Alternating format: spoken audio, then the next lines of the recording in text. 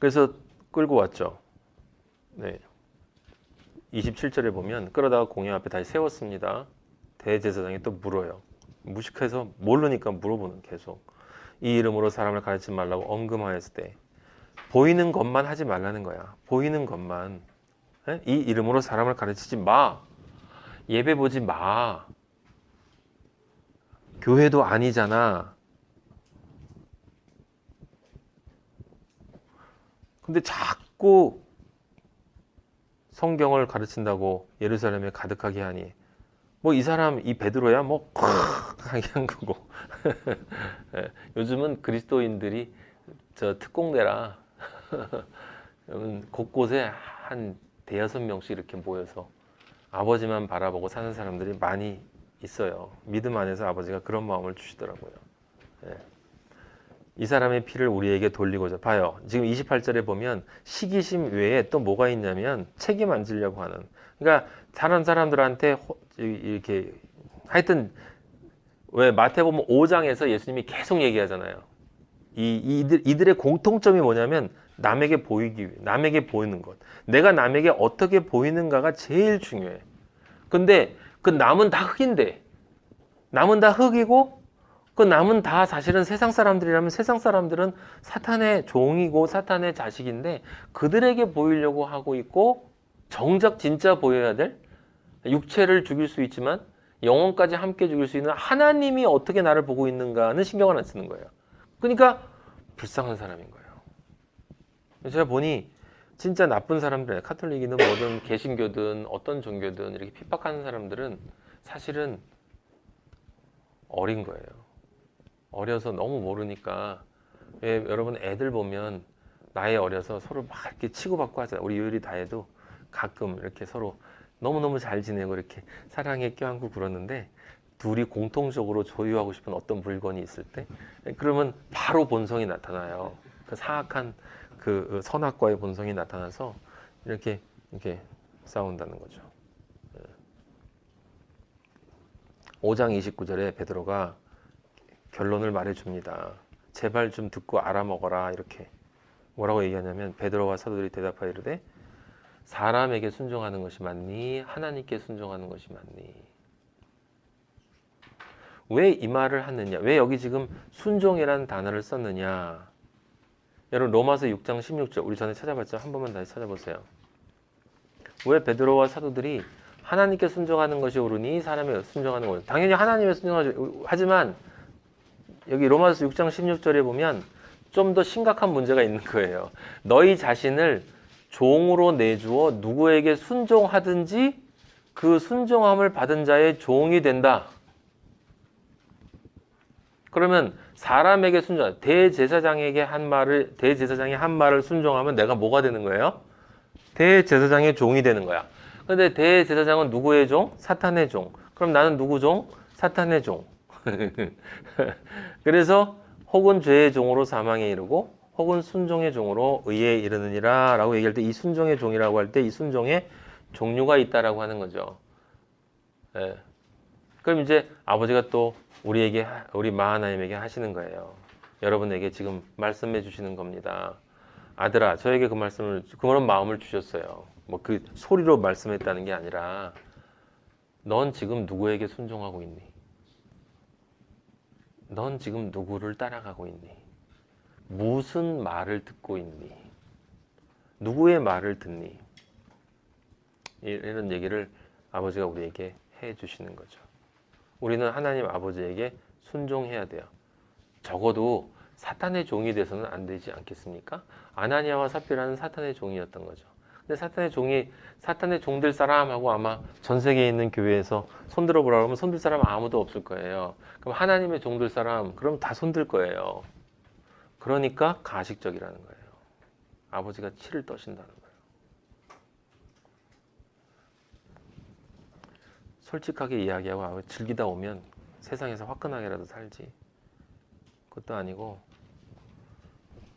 그래서 이 누구에게 순종하는 것이 옳은가라고 베드로가 이야기한 다음에 다시 한번 복음을 전해줘요. 네.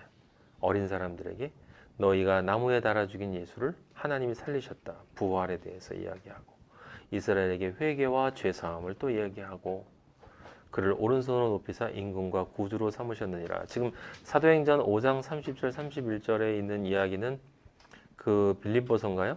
그 그리스도의 마음에 대한 이야기를 하실 때, 그죠? 너희 안에 이 마음을 품으라 곧 그리스도 예수의 마음이니 그는 근본 하나님과 동등한 본체시나 하지만 동등됨을 취할 것으로 여기지 아니하시고 곧 사람의 형상으로 사람이 되어서 어떻게 됐다고요? 죽기까지 십자가에 달려서 죽기까지 복종하셨다. 그런데 그 다음 게 중요해. 그렇게 함으로써 하나님이 그것을 통해서 예수 그리스도를 모든 세상 권세 위에 높여 지극히 높은 곳에 높여 하늘의 권세, 땅의 권세, 땅 밑의 권세 어떤 권세든지 그 앞에 그의 이름 앞에 무릎 꿇도록 하셨다. 그죠? 지금 그 얘기를 베드로가 지금 하는 거예요. 그러면 이 말을 듣고 아 그렇습니까? 잘못했습니다. 얘기해야 되는데 이 32절에 우리는 이 일의 증인이다. 하나님이 자기에게 순종하는 사람들에게 주신 성령도 그러하니라. 성령도 증인한다. 예수 그리스도께서 하셨던 말씀 그대로 하죠. 성령이 오시면 성령은 나의 말씀을 너희들에게 증거해 줄 거다. 그래서 죄에 대해서 의에 대해서 심판에 대해서 풀어주고 내가 한 말을 너희들이 이해할 수 있도록 깨닫게 해줄 거다. 나를 증거한다. 성령은 나를 증거한다. 예? 같은 얘기를 지금 베드로 하고 있죠. 근데 33절에 이들의 반응은 딱 하나야. 크게 노했어. 사도들을 없이 하고자 했다. 왜 세상은 왜 가짜 그리스도인들은 그리스도인에게 분할까? 분해야 할까? 거기서 자꾸 화를 내고 싫어하고 미워할까? 사실 뭐 그렇게 미워할 이유는 없잖아요. 이유는 간단해. 마귀의 자식이기 때문이에요. 하나님에게 속한 하나님의 아들이 아니라 마귀의 자식이기 때문에 마귀는 하나님의 대적자고 증오하거든. 사탄은 증오의 영이에요. 증오의 영. 하나님은 영이시니 하나님은 사랑이시다. 사랑의 대척점에 있는 게 뭐예요? 증오야. 인간은 사랑 못해요. 인간은 뭘 좋아하죠? 우리는 어떤 부분을 좋아해요. 당신의 외모가 좋아요. 당신의 돈이 좋아요. 우리는 늘 그걸 사랑이라는 단어로 만들지만 사랑은 그런 게 아니에요. 사랑은 전체를 좋아해요. 사랑은 전체를 좋아해야 돼. 그 사람의 과거, 현재, 미래 모든 것을 좋아해 줘야 돼. 그걸 어떻게 인간이 그렇게 못해? 우리는 사랑할 수 없어. 사랑만 못하는 게 아니라 증오도 못해. 미워는 해요. 우리는 난 너 그렇게 하는 거 싫어. 미워. 증오는 그 존재 전체를 싫어하고 미워하는 거예요. 그건 사탄밖에 못해.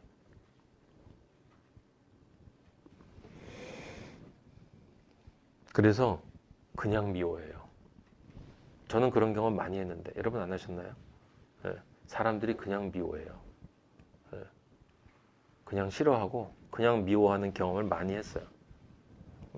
한 번 만나고는 다시 연락도 안 하고 예수님 얘기하면 가기 전까지는 참 좋아요. 참 좋은데 이제 복음에 대한 이야기로 들어가서 진짜 복음 이야기로 들어가서 이야기를 하면 그 다음에는 미워해요. 싫어해. 네. 세상은 하나님에게 분노합니다. 왜냐하면 세상은 사탄에게 속했기 때문에 그렇습니다. 자, 아까 우리가 읽은 것처럼 5장 34절에 그런데 그 중에 단 한 사람 그것을 알아본 사람이 느낀 사람이 있었어요. 바로 가말리엘이 있었습니다. 그래서 그는 이게 하나님의 일일 수도 있다라고 하는 생각을 했기 때문에 그들에게 그 얘기를 했고 그래서 5장 40절에 하나님을 대적하는 자가 될까 두려운 마음이 있었다는 거죠. 가말리엘에게는 그 사람에게는 전혀 인간적 관점에서 볼 때는 여러분 그런 경험 해보셨는지 모르는데 인간적 관점에서 볼 때 이게 하나님의 뜻 같지 않은데 하나님의 뜻인 것이 있어요. 이 대표적인 사건이 성경에서는 그 예레미야 시대 때 바벨론이 쳐들어왔을 때잖아요. 바벨론이 쳐들어왔을 때 예레미야를 통해서 하나님이 뭐라고 얘기하셨습니까? 하나님이 항복하라고 그랬어요. 항복하라고. 네. 아니 아버지는 승리의 하나님인데 네? 늘 승리하게 해주셨잖아요. 그런데 하나님이 뭐라고 그랬냐면 네? 항복하라고 그랬어요. 그게 예레미야 21장 보면 나와 있거든. 8절 9절에 보면 나와 있어요. 네. 너희를 애워싼 갈대아인들에게 그 바벨론 사람들에게 나가서 항복하는 자는 살 거다. 갈대아인이 어디예요? 이스라엘의 동쪽, 동방, 죄의 세상. 그죠? 갈대아 우르에서 그 죄의 세상에서 누가 나왔어요? 아브라함이 나왔잖아. 항상 어두움으로부터 나오게 돼 있어요. 그리스도인은 우리는 어둠, 저도 어두움, 여러분도 어두움, 다 혼돈과 공허와 흑암 속에 있던 존재가 하나님의 은혜로 이렇게 우리가 진리 안으로 나오게 된 것 아닙니까? 그래서 하나님을 대적하는 자가 되지 않기 위해서는 늘 하나님의 말씀, 성경 말씀을 봐야 되는 거예요. 성경 말씀 속에 여기에 예수 그리스도의 십자가의 그 길에 부합되는 것만이 진리인 것이고요. 나머지 것은 다 하나님의 것이 아니에요. 저는 그렇게 결정을 했어요. 그렇게 결심을 했습니다. 그래서 어떤 분 봤는데 제가 얼마 전에 어떤 분 봤어요. 너무 훌륭하신 분이야. 말씀도 복음으로 하시고 그 다음에 정말 치유도 하시고 축사도 하시고 그 분명히 사실인 것 같아. 근데 그분이 한 이것 중에 딱 하나가 걸린 게 있었어요. 그게 뭐냐면 기름 부음의 물, 그러니까 성수 같은 거를 이렇게 세계 각지로 돌려요. 그걸 뿌리면 귀신이 나가, 병이 고쳐지고. 여러분 지금 들으면 당연히 가짜죠, 그러겠죠. 그분이 설교하는 거나 그분이 하는 일을 들어보면 아니 거의 100% 복음이에요. 100% 복음이야. 분명히 하나님의 종이야. 그런데 전 성경 어디를 봐도 하나님의 기름 부음 받은 물을 갖다 뿌리라는 걸 성경 어디에도 찾아본 적이 없어. 그것 하나가 저와 달라요. 저는 그것은 받아들일 수 없다라고 결론을 내렸습니다.